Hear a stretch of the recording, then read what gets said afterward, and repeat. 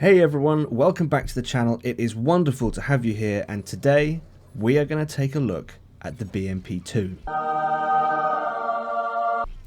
The BMP-2 is, in my opinion, the best light tank in the game.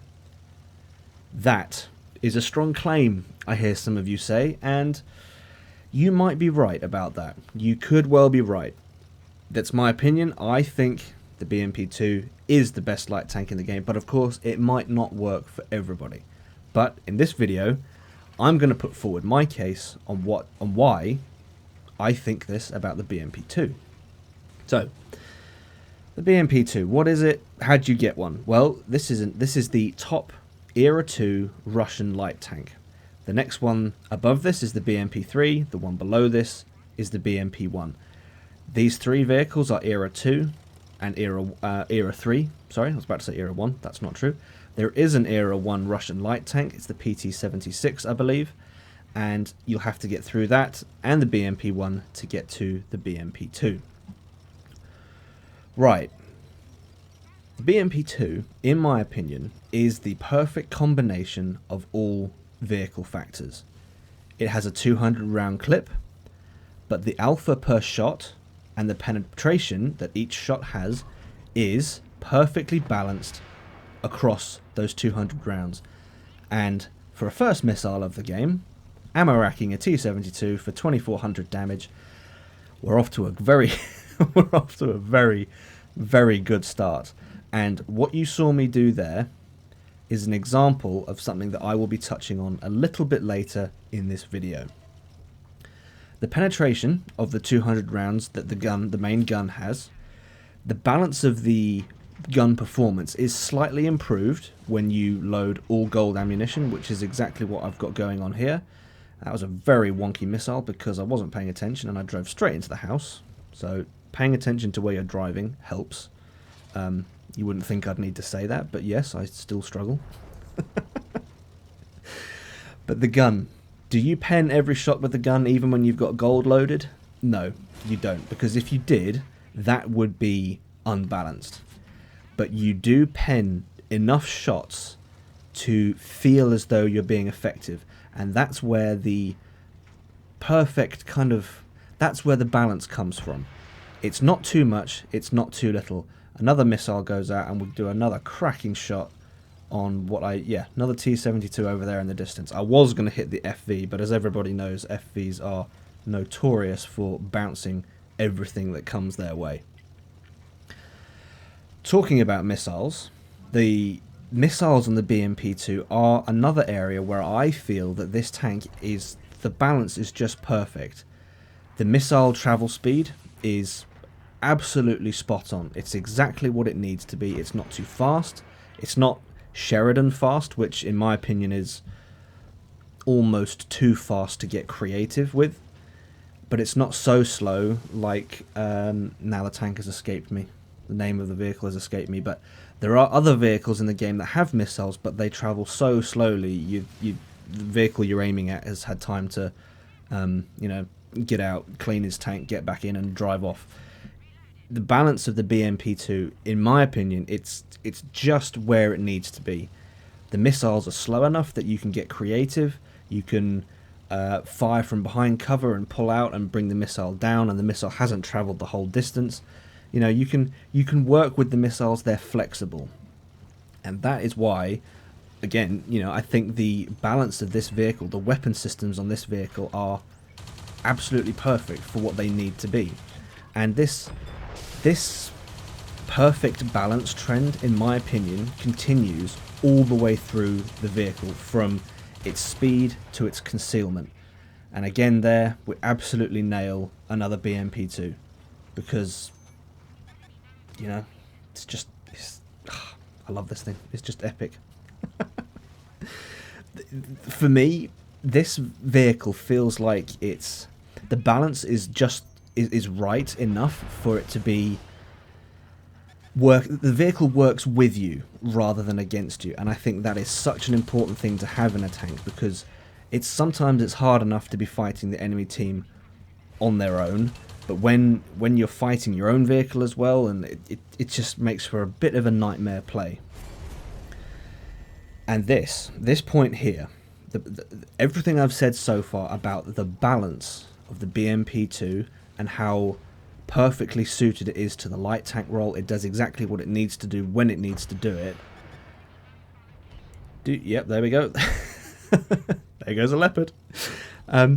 This is the point where I want to encourage people to push through the BMP-1. The last video I uploaded was on the BMP-1 and we covered exactly what's wrong with it. There are many things wrong with the BMP-1. Some of the things are issues that wargaming need to fix, in my opinion. But for the most part, you know, we can't control what wargaming does. We have to work with it as best we can. And the state of the BMP-1 is pretty poor, and that's why people are giving up on it. But everything I've said during this first game here, almost 9,000 damage, this is why I want to encourage people to push through the BMP-1. Do whatever you have to get past it, whether that be free XP or simply playing the daily ×2 every time you log in. If you can get past the BMP-1, you will be rewarded when you get to the BMP-2. Now, the main thing I want to focus on in this video is a missile technique that the BMP-2 is very good at, and you saw me do it, I think, twice in that first game. One of the biggest issues I see when facing enemy lights that have missiles is that the majority of players stop moving their tanks when they've fired their missiles. And I can understand why, just because you're focusing on hitting the target. You're focusing on making sure your laser pointer stays on the target. But there are two major drawbacks to this. One, you need line of sight to the target, and you need to be exposed during the missile flight time. Number two is, if you're exposed and stationary, you are an incredibly easy target to hit. And for me, a far more effective playstyle when using missiles is to actually fire on the move. Now, a map like Redshire here, this map is very, very well suited to this playstyle because you've got open fields, you've got long visibility ranges. Here's an example. That missile, I started firing on the move. Now, the reason for that is, if you fire on the move, the enemy will get an indicator to say they were hit from a certain direction. Now, normally, in Cold War, because of True Vision, you can look at that indicator, zoom in, and you can see the enemy that shot you. But if you're moving, you're no longer at the angle or the location that you were when you fired. So if they try to look for you, you're not going to be there anymore. And that's one of the advantages of doing that. But secondly, if you're moving, and even if you do get, when you get spotted, because sometimes you do get spotted when you fire a missile, if you're moving, a moving target is so much harder to hit than a stationary target. And with the BMP, on top of everything, because it's a light tank, one of the reasons you'll want to master this is because circling enemy vehicles is a staple of light tank gameplay. And to get the most out of the BMP, you'll need to master this firing missiles on the move at long range and short range. From my live stream a few days ago, a lot of you will have seen that even though I know what I need to do, and I'm not saying that I get this perfect, there goes a leopard, absolutely beautiful. I know what I need to do, but from my live stream the other day, a lot of people will know that I missed so many short-range missiles, and that's just an example of how it's something I need to work on, because even though you know the technique, you know what you need to do, it doesn't mean you are always able to do it. But one thing that is nice about this, in Era 2 especially, is we have so many soft targets now. With the introduction of the leopards, we have so many soft targets in Era 2. All of these leopard drivers, they need to be very, very careful when a BMP-2 shows up, because the BMP-2 in the right hands is a formidable weapon against leopards especially. But like any tool, it's only as good as the person using it, and like I've just said, anybody, or the regular viewers of my live streams will know that earlier this week I did try to improve on my 3 mark. by going for the 4 mark. And again, there you saw me firing on the move against that Mobat, because if I'd stayed stationary, he could have easily hit me. He took a shot at me, but he missed. He was moving, yeah, admittedly he was moving, but my movement made his shot even harder to hit.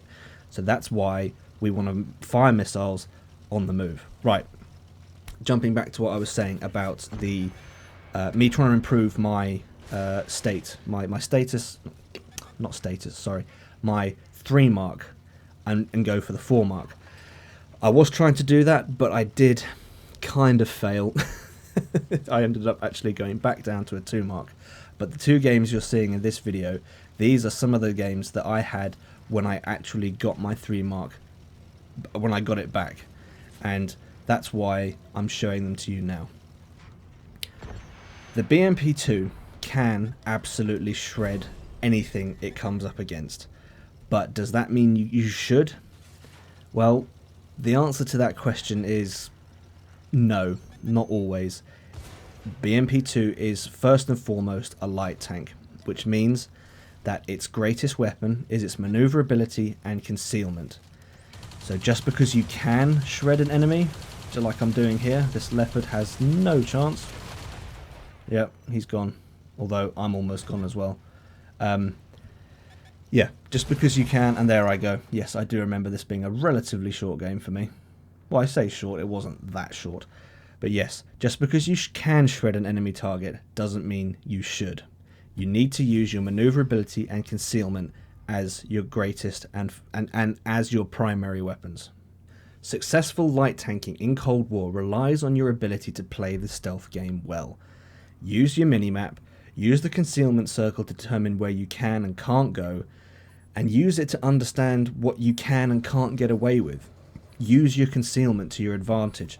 Fire from cover and use use varying missile techniques to strike from range, because that's really the best thing you can do with a missile. You can use a missile at close range, but your chance of missing is greatly increased.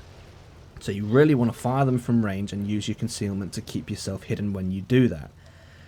Fire on the move, like we've talked about, or fire from cover and then bring the laser pointer down onto the target. Play smarter, not harder.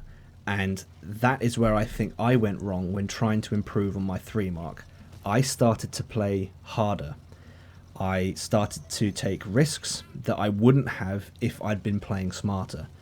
But the joy of being in this position is I can make all the mistakes and then tell you guys about them so that you don't have to make those mistakes. So, yep, I'm taking one for the team here, guys.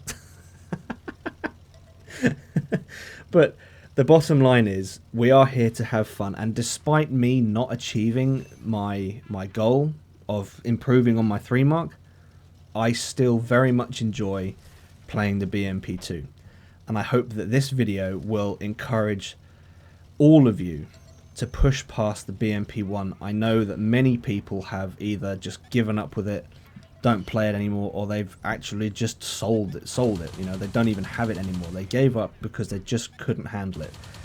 But I'm hoping that this video will encourage you to pick it up again, buy it again, give it another try, because the BMP-2, as you're seeing here, I mean, it's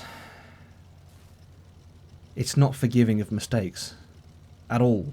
If the enemy team makes a mistake, the BMP-2 will not forgive them for that.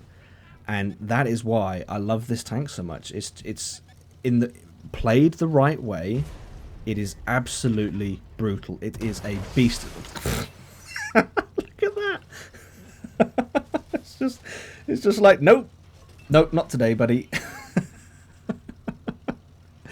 The BMP-2 is an absolute beast of a light tank, and I absolutely love it, and I will carry on playing it. I will strive to get my 3 mark back. I probably won't do it over the weekend, but I'm going to continue to strive to improve on my playstyle and the way I handle the BMP-2. Alright folks, that's about all I have for this one. If you've enjoyed this video, please leave it a like, if not a dislike. Feel free to check out the channel membership perks. Don't forget to hit that subscribe button. And as always, hope you're all keeping well. and I will see you out there.